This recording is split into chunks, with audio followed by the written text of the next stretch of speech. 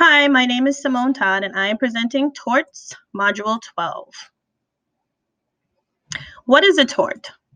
So a tort is a wrongful act or an infringement on a right leading to a civil or legal liability. Okay.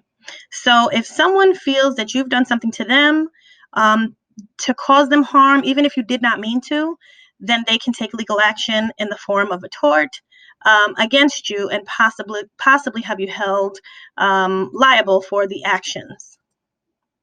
The first case is David Benoit, DBA, the Happy Fun Math Tutor versus the Board of Palm Beach County Schools.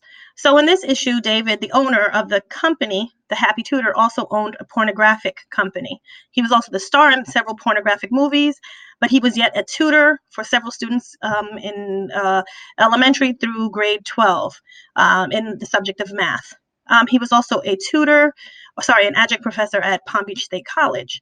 So when parents made a big deal of this because they found out that he owned this pornographic company, they called the school, said they want the banners taken down. So there were banners that were placed because he was a school sponsor up on the fences of schools stating his name as somewhat of a promotion for his company. So the parents wanted these signs taken down because they felt like they're promoting a porn star and not just a tutor.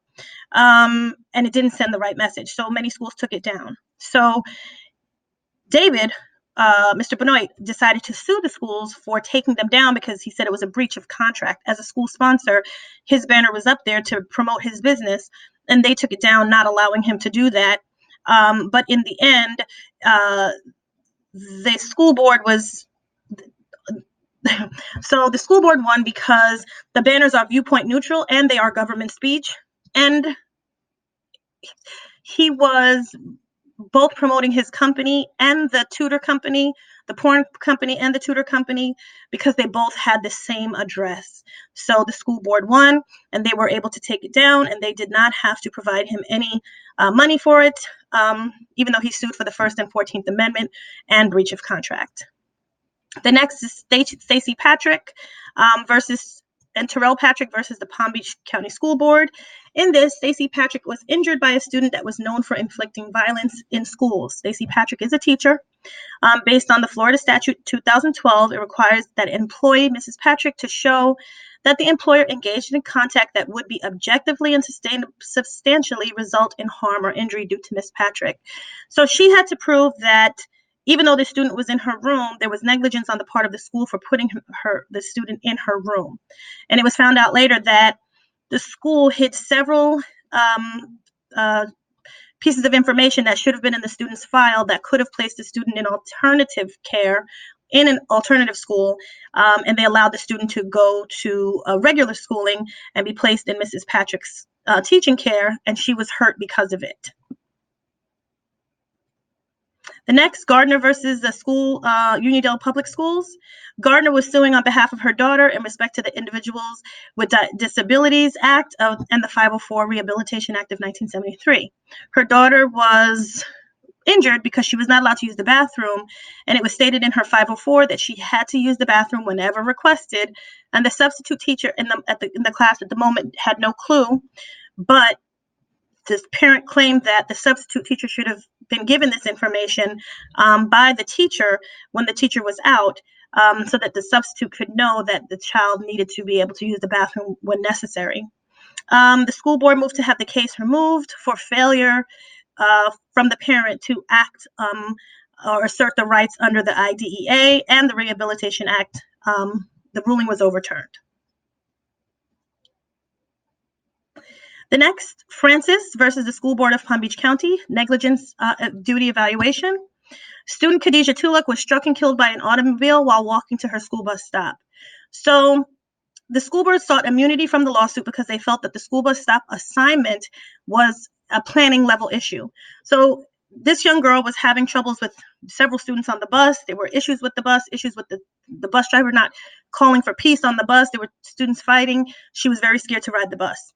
So the mom spoke to the guidance counselor, and the guidance counselor told the student to take the other bus, which was across a very large street, so that she wouldn't have to deal with the issues on that bus.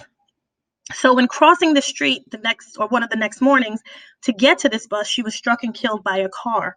And the parent felt that if the child did not have to, was not told to cross the street to take that bus or to get on this other bus because they couldn't keep the peace on the bus that she was assigned to, then the child would have never been hit and killed.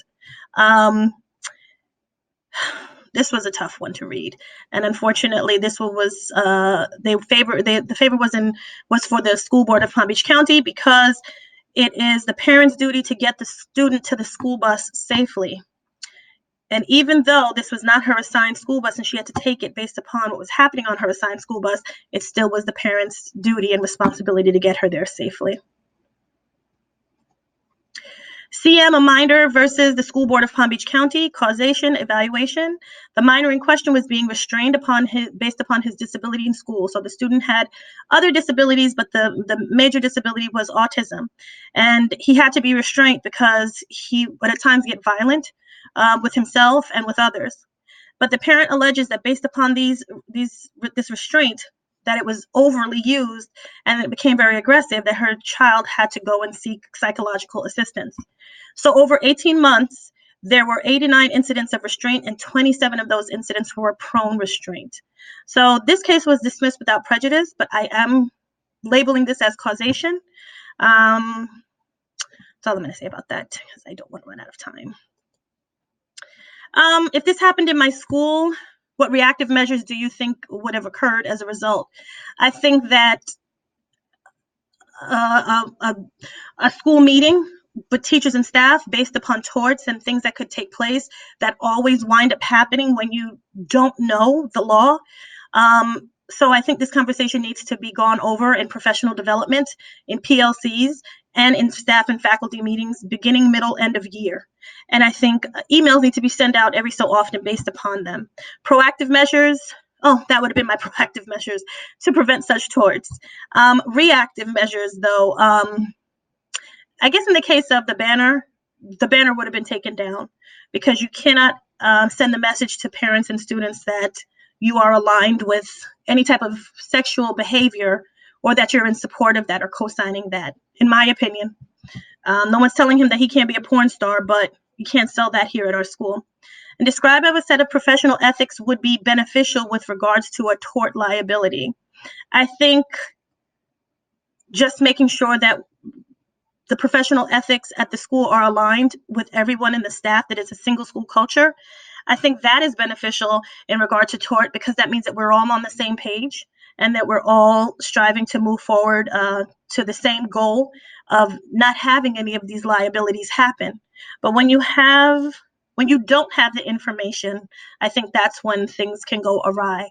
People never think that things can happen to them, or this little things that they say that either I'm joking or this, but you never know how someone's going to take something or see it differently from you. And I think that information, these court cases, there are so many after my research I'm seeing, they should be presented to teachers and staff so that they are aware of the possibilities. You never want it to be your fault, but at the end of the day, you could be liable for something.